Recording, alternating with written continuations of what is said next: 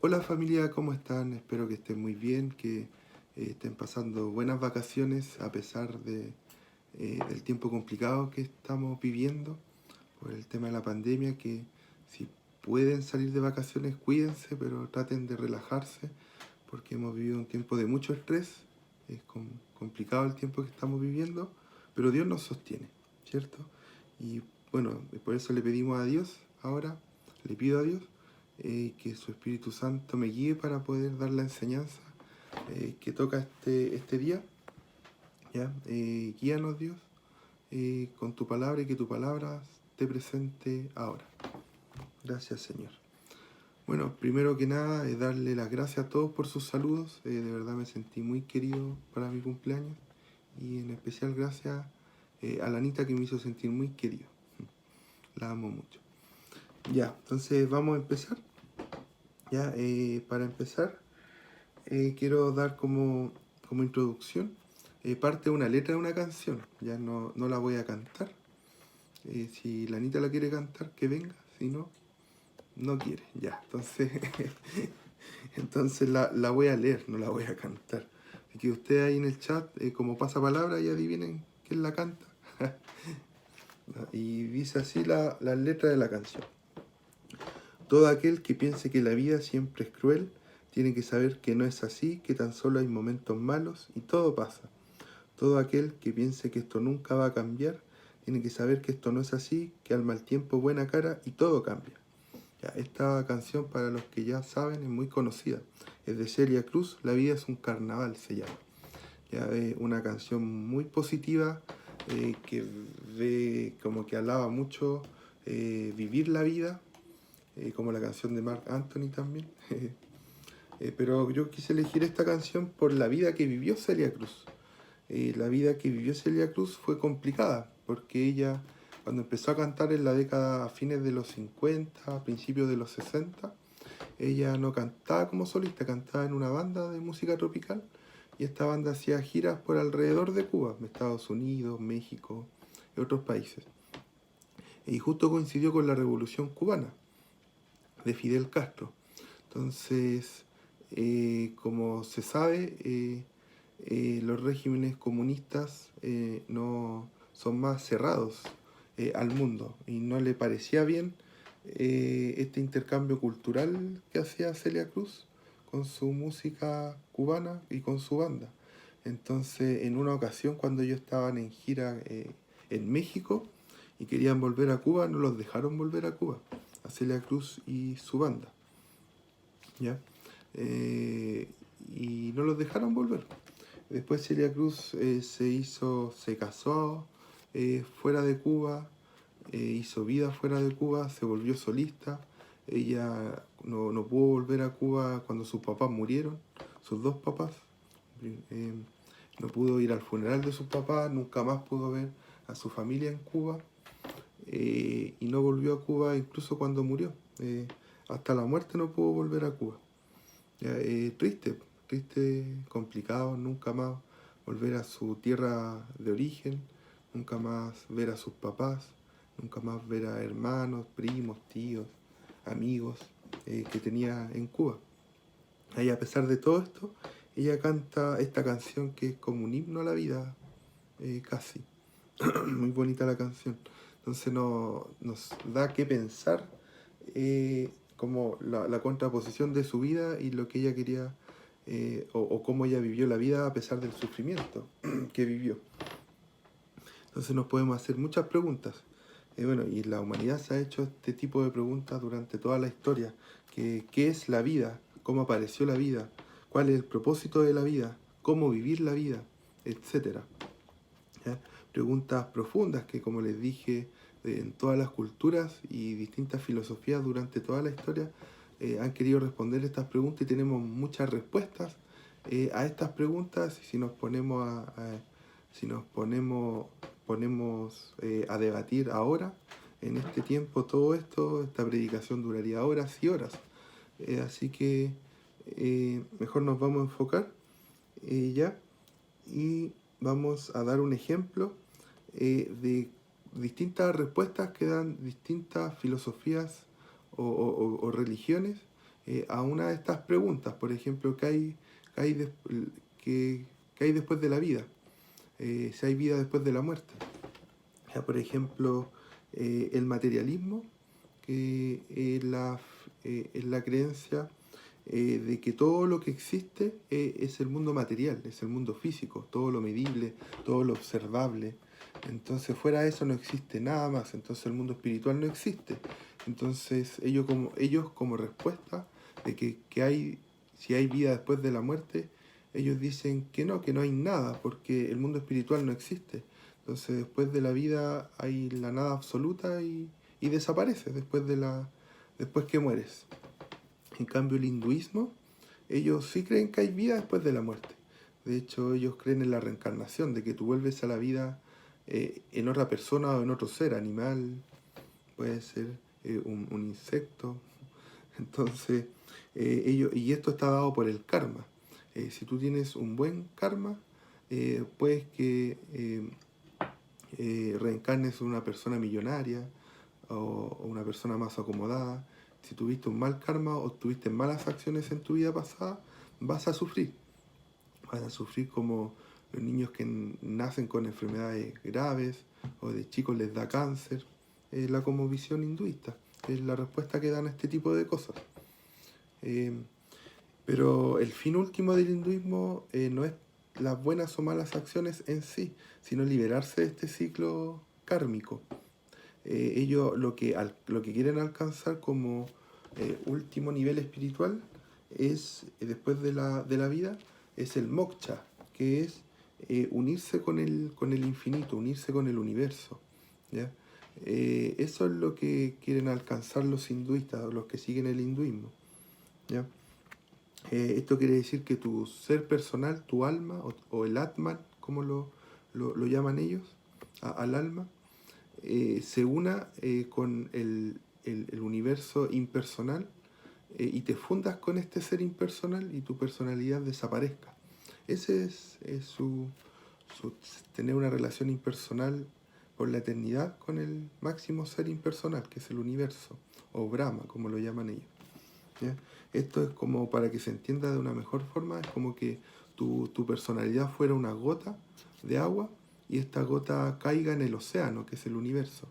Esta gota se pierde en el océano y ya eres parte del océano, ya no eres una gota. ¿Ya? Ese es como el fin último del hinduismo. En cambio el cristianismo ofrece todo lo contrario de las otras dos cosmovisiones que hemos visto. El cristianismo, como saben, sí ofrece que hay vida después de la muerte. Dice que hay vida después de la muerte. De hecho, nos dice que hay vida eterna y muerte eterna. Con relación a la vida eterna, no está dada por nuestras buenas o malas acciones, como lo vimos con el karma, con el hinduismo. De hecho, está dado solamente por la gracia de Dios, como regalo de Dios, por medio del sacrificio de Jesús en la cruz. ¿Ya? Y gracias a esto podemos alcanzar y tener una relación personal por la eternidad, personal, no impersonal como en el hinduismo, personal con el Dios Creador y Dios Padre, y también con el Dios Hijo y Dios Espíritu Santo, por toda la eternidad. Eso es lo que nos ofrece el cristianismo. No sé si se dieron cuenta que estas tres cosmovisiones son totalmente diferentes y nos ofrecen respuestas diferentes para una pregunta con relación a la vida después de la muerte. No pueden ser las tres verdad, tiene que ser por lo menos una de ellas verdad y la otra falsa, porque son totalmente contradictorias. ¿Ya?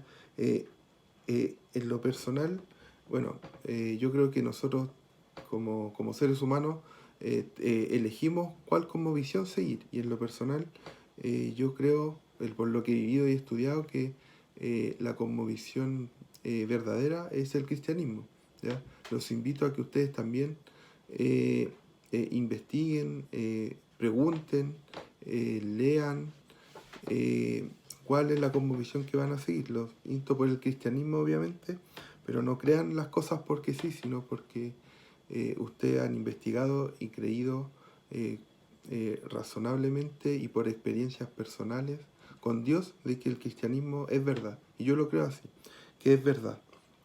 Pero volviendo a enfocarnos de nuevo, una de las preguntas por las cuales me voy a enfocar no es la vida después de la muerte, solamente lo digo como ejemplo, es cómo vivir la vida, que es el título del tema de hoy, ya con relación al tema global que se está dando en este tiempo en la Viña San Miguel, el tema central que es vivir el reino, ¿ya? Entonces, ¿cómo vivir la vida? Entonces, como por el cristianismo, las enseñanzas de Dios o de Jesús, ¿cómo podemos vivir la vida? ¿Ya? Entonces, yo leyendo la Biblia, obviamente, quiero enseñar una parte de las partes más conocidas de la Biblia, pero también más profundas en enseñanza, ¿ya? Que nos enseñó Jesús. Y una de estas enseñanzas que han sido más reconocidas y más geniales, y que incluso gente no cristiana las reconoce como de las enseñanzas más profundas que hizo Jesús, fue el Sermón del Monte, ¿ya? Bueno, el Sermón del Monte es largo, va desde el capítulo 5 hasta el capítulo 7. ¿Ya? Son un conjunto de muchas enseñanzas, todas muy buenas, ¿ya? Pero yo voy a enseñar la primera parte, desde el 5.1, partiendo desde ahí, ¿ya? Entonces, para empezar el contexto un poco de esto, para saber qué pasó antes del Sermón del Monte, vamos a leer los últimos capítulos de Mateo 4, porque el Sermón del Monte empieza en Mateo 5, así que voy a leer un poco de Mateo 4, desde, acá tengo la Biblia, esta vez tengo una Reina Valera, desde el 23 hasta el 25, Mateo 4, 23, 25, para entender un poco el contexto, voy a leer, allá voy. Y recorrió Jesús toda Galilea, enseñando en las sinagogas de ellos, y predicando el evangelio del reino, y sanando toda enfermedad y toda dolencia en el pueblo. Y se difundió su fama por toda Siria, y le trajeron todos los que tenían dolencias, los afligidos por diversas enfermedades y tormentos, los endemoniados, lunáticos y paralíticos, y los sanó. Y le siguió mucha gente de Galilea, de Decápolis, de Jerusalén, de Judea y del otro lado del Jordán. Ya esto es previo al Sermón del Monte. Acá ya vemos a un Jesús predicando, a un Jesús sanando, a un Jesús que su fama se extendió por toda la región y por todas las regiones alrededor, y mucha gente venía y quería verlo sanar y quería oírlo escuchar, ¿ya? Entonces, este es el contexto. Mucha gente siguiendo a Jesús porque quería escuchar sus enseñanzas y ver los milagros que él hacía. Entonces, vamos a partir con Mateos 1 y 2. Mateo 5, 1, 2. Eso, Mateo 5, 1, 2. Si lo quieren anotar en el chat. Dice: viendo la multitud, subió al monte, y sentándose vinieron a él sus discípulos, y abriendo su boca les enseñaba diciendo. Ya, bueno, lo que les explicaba un poco de que la multitud estaba siguiendo a Jesús. ¿Por qué? Porque sanaba y predicaba de una forma que a la gente no había visto hace mucho tiempo. ¿Ya? Entonces, y acá vemos también que este sermón está hecho para los seguidores de Jesús, ¿ya? Como es esto es base de que este sermón está hecho para los que quieren seguir a Jesús, y de hecho acá habla de sus discípulos, también le está hablando a sus discípulos. Este sermón no está hecho para la gente que está para, por ejemplo, para la gente que recién quiere conocer a Jesús, también puede servir, pero está más enfocado en gente que ya sigue a Jesús, ¿ya? Y quiere saber cómo seguir la vida según Jesús, según las enseñanzas de Jesús, ¿ya? Entonces vamos a leer Mateo 5.3. Dice: bienaventurados los que lloran, no, es el 4, perdón, el 3. Bienaventurados los pobres en el espíritu, porque de ellos es el reino de Dios. ¿Ya? Ya, entonces, esta es una pregunta que igual yo me he hecho hace un tiempo. ¿Por qué ser pobre en espíritu? ¿Qué significa ser pobre en espíritu? Bueno, buscando, revisé que la palabra griega para pobre, porque el Nuevo Testamento en su mayoría está escrito en griego, ocupa la palabra tojos, pero con P al principio, como psicólogo, pero no es psicólogo, es con ptojos. La palabra, literalmente, la palabra esta griega significa pordiosero, mendigo, alguien desamparado. Este tipo de persona es de una pobreza física y económica a tal punto que no pueden sobrevivir solos. Necesitan de alguien más para sobrevivir, ¿ya? Y que necesita de que económicamente, periódicamente se les ayude para que puedan sobrevivir.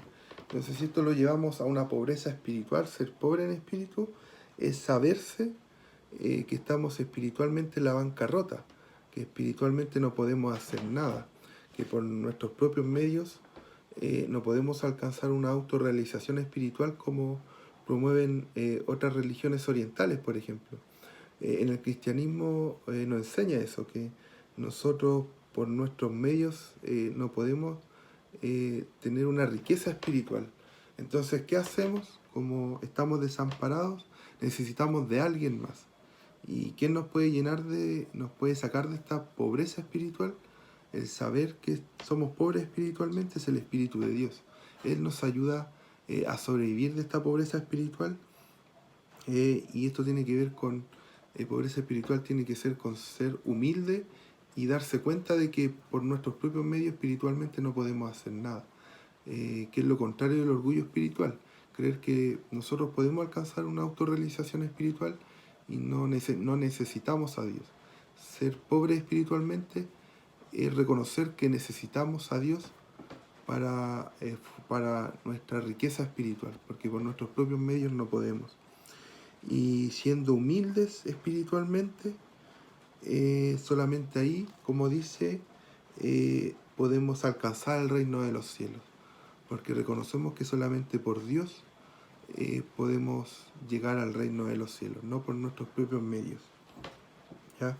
Que es lo que promueven algunas filosofías del mundo, de que yo puedo, no necesito a nadie, yo solo puedo. En cambio, Jesús nos enseña que no, nosotros espiritualmente no podemos solo, necesitamos del Espíritu de Dios para alcanzar el reino de los cielos. Ahora pasemos al Mateo 5:4, que ahora sí lo voy a leer.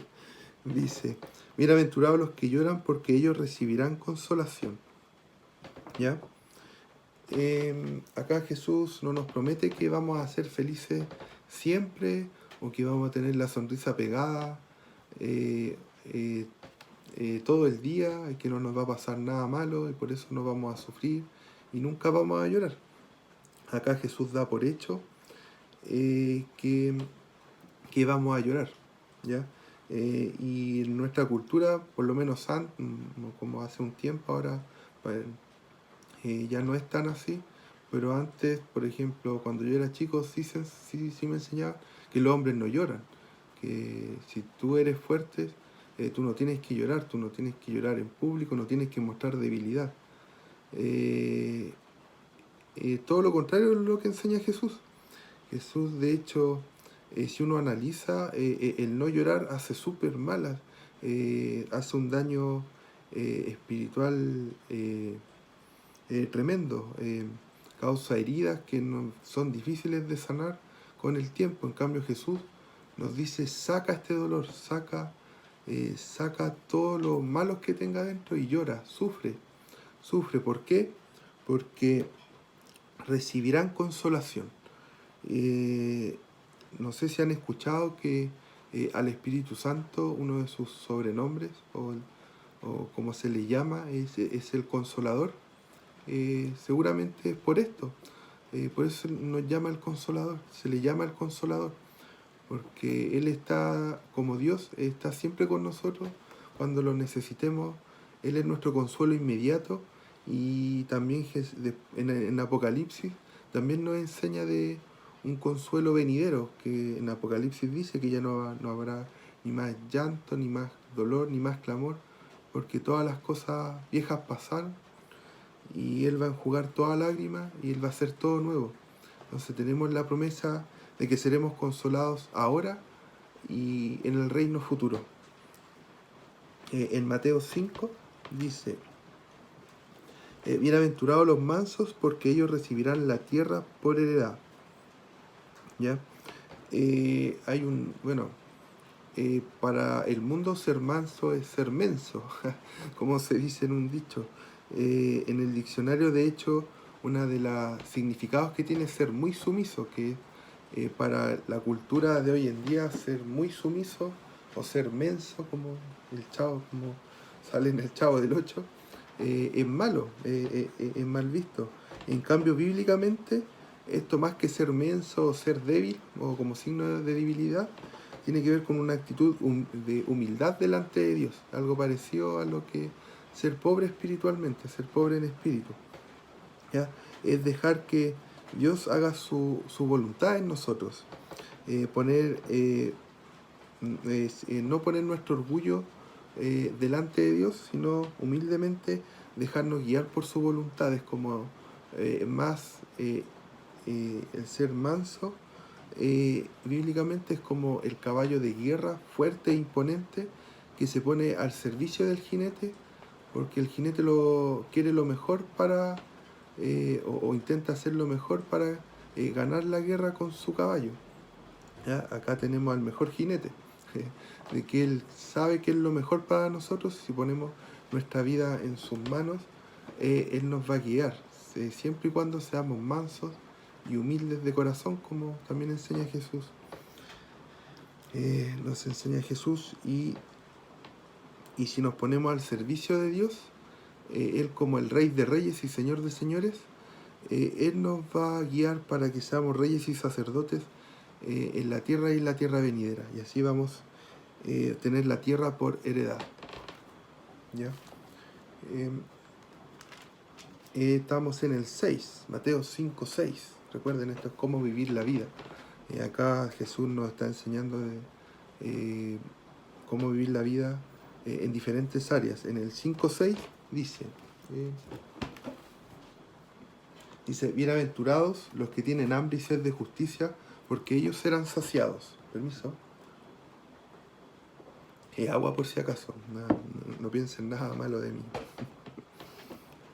En el 5.6, los que tienen hambre y sed de justicia, ellos serán saciados. En la sociedad nos enseña de que uno sí tiene que llenar su hambre y sed de justicia, pero que sea por tus propios medios. Haz justicia por tus propias manos, porque la justicia humana falla. Entonces, como falla, no podemos confiar en la justicia humana.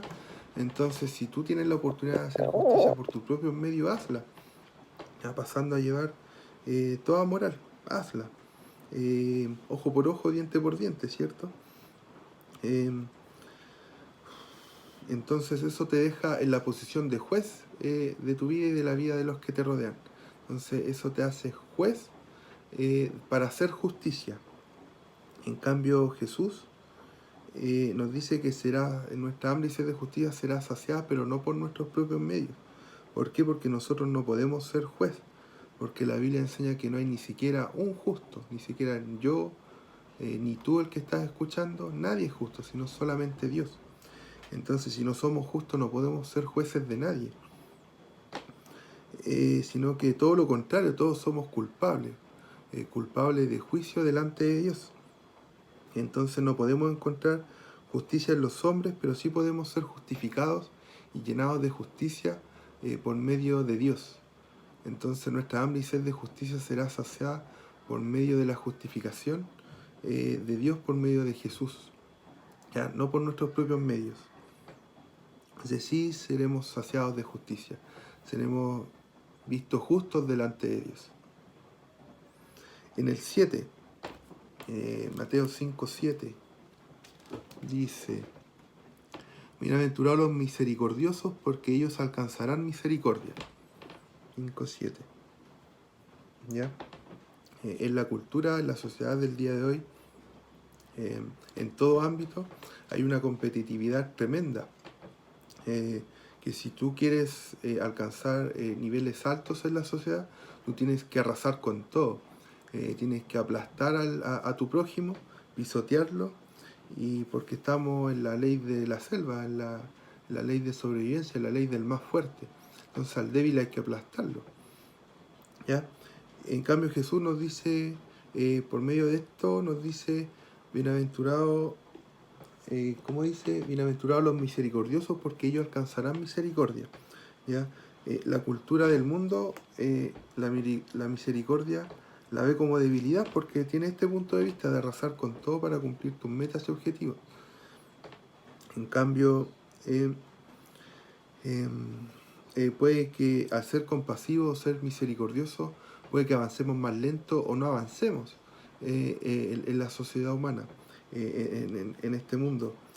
Pero cuando fallemos, cuando pequemos, vamos a alcanzar misericordia por medio de la misericordia de Dios, y al llenarnos de esta misericordia vamos a poder ser misericordiosos con las personas que el mundo ha pisoteado y ha dejado en el suelo.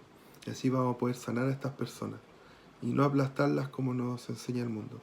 Entonces seamos misericordiosos para que alcancemos misericordia y así poder dar misericordia. Mateo 5:8. Mateo 5:8 dice: bienaventurados los de limpio corazón porque ellos verán a Dios. ¿Ya? 5:8, acá tengo en mis apuntes el 5:8. ¿Ya? Popularmente siempre se dice que cuando tienes que tomar una decisión, no sigue a tu corazón en películas, teleseries, novelas, consejos de amigos. Por lo generalmente dice, no, sigue tu corazón. Tu corazón te va a guiar por un buen camino y cosas parecidas. Pero la Biblia enseña que el corazón alberga todo lo malo, alberga inmundicia de forma natural. Esto lo podemos ver en Marcos 7, 20, 23, por si alguien quiere leerlo ahora o después, yo no lo voy a leer, pero ahí está. Jesús enseña que en el corazón se alberga todo lo malo, toda la inmundicia. Si seguimos el consejo del mundo de seguir tu corazón, no te va a guiar a nada bueno. Entonces, Jesús nos dice que los de limpio corazón, ¿y cómo podemos limpiar nuestro corazón? Nuevamente, esto no depende de nosotros. La purificación del corazón, de cambiarnos el corazón, obra de Dios. Y solamente acercándonos a Dios vamos a poder limpiar nuestro corazón y así podemos ver a Dios como ver a Dios cara a cara, como la canción de Marcos Vidal. Muy bonita, escúchenla si no la han escuchado, o si la escucharon, escúchenla de nuevo porque es muy bonita esa canción. Sigamos con Mateo 5:9. Mateo 5:9 dice: bienaventurados los pacificadores porque ellos serán llamados hijos de Dios. ¿Ya? La paz que da el mundo, como dice Jesús, no es la paz que Él da, ¿cierto? Yo no doy la paz que el mundo da, dice Jesús. Bueno, estoy parafraseando. Y eso lo podemos ver, por ejemplo, en el Premio Nobel de la Paz. Hay gente que ha causado guerras y ha matado por su mandato a miles de personas y han ganado el Premio Nobel de la Paz. La paz del mundo, un premio del mundo. También, llevándolo a un ámbito más personal, nuestra paz, según el mundo, depende de nuestro estatus socioeconómico. Si tenemos buena situación económica, buena casa, lujos, de eso depende nuestra paz. Pero ¿qué pasa si tienes un mal negocio, o se incendia tu casa, o tienes un accidente? Se te va la paz del mundo, una paz material, una paz física. En cambio, Jesús nos habla de otro tipo de paz, una paz espiritual, una paz que no está centrada en las cosas que tienes, sino que la paz que Dios da es la paz que donde fluye todas los demás tipos de paces, por decirlo así. Es la reconciliación de Dios con el hombre, otra vez por medio de Jesús. Si no hay reconciliación de Dios con el hombre, no hay paz. Entonces esto es la paz que ofrece Jesús, reconciliar a Dios con el hombre, y por medio de esta paz, en todo ámbito de tu vida vas a tener paz. Y así vamos a poder llevar esta paz a otro y seremos pacificadores. Llevaremos la paz de Dios para los hombres a través del Evangelio, hacia las personas. Y estas personas serán llamadas hijas de Dios, quienes lleven la paz de Dios para los hombres, no la paz que da el mundo. Estamos en el 5.9, ¿cierto? Sí, ahora vamos con el 5.10, Mateo 5.10, dice: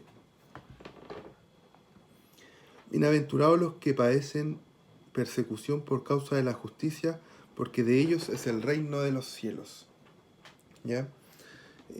Buscar justicia, incluso como decía anteriormente, porque está relacionado con el versículo 6, los que tienen hambre y sed de justicia serán saciados.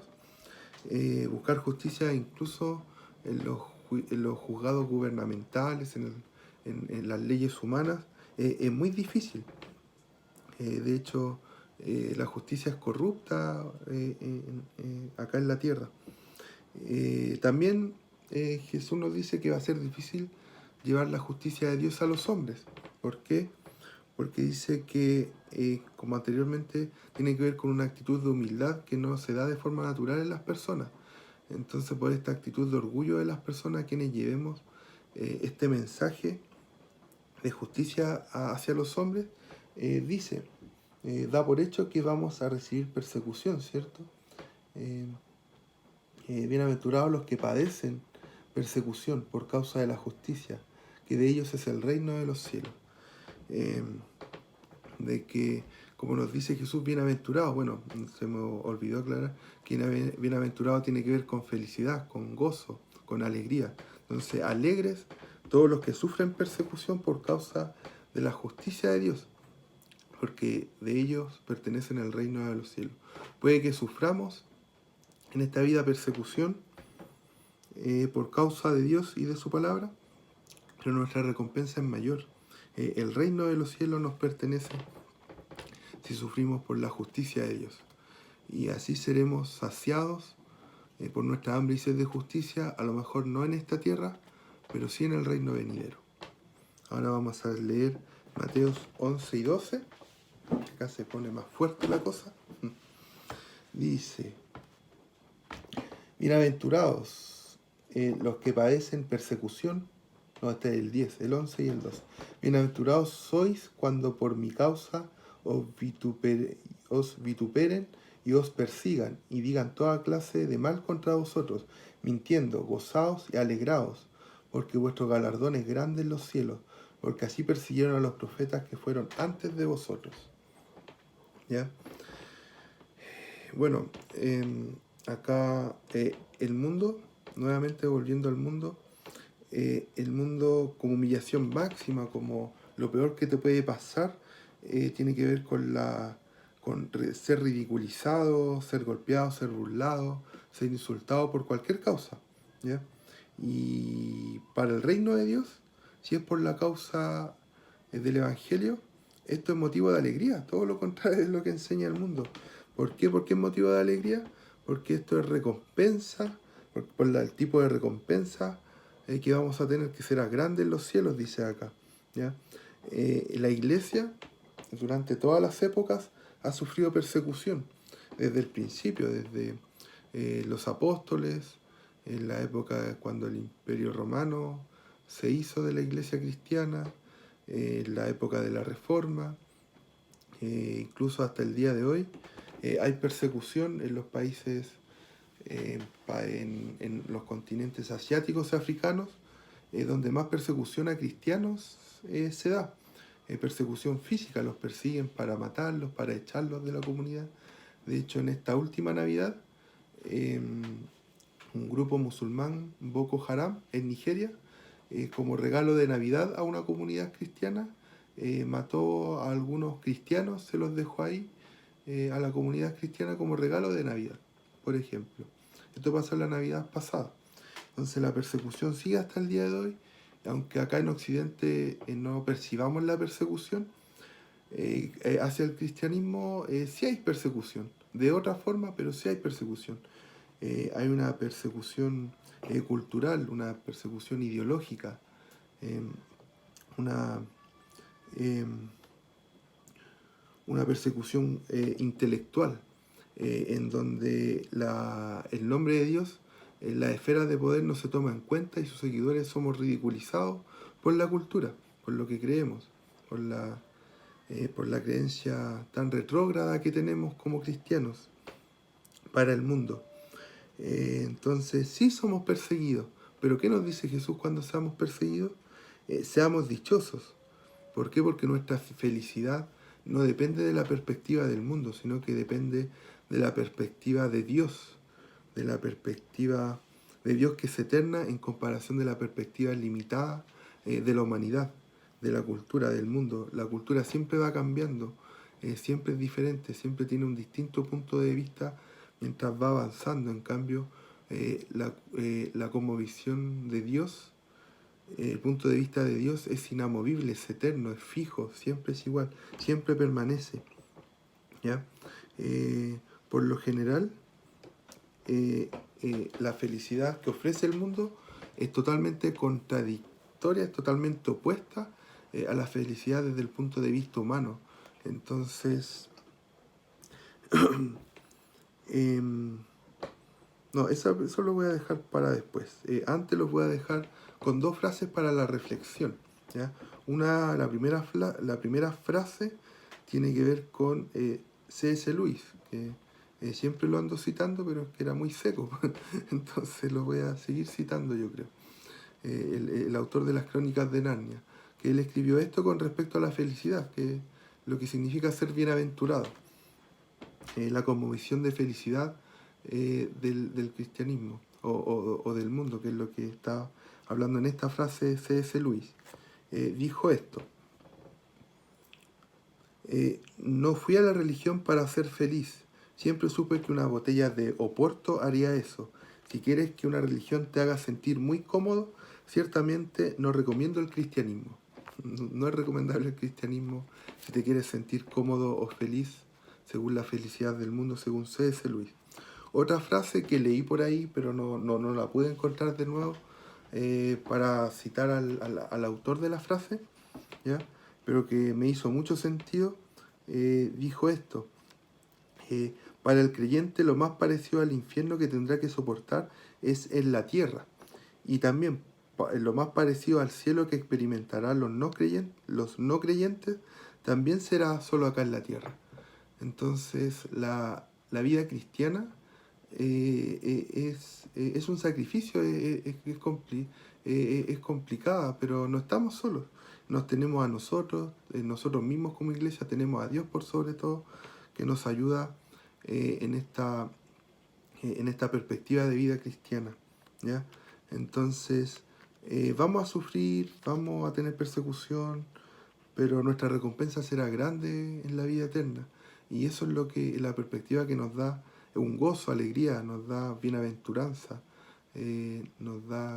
nos hace ser bienaventurados o ser gozosos, ser alegres.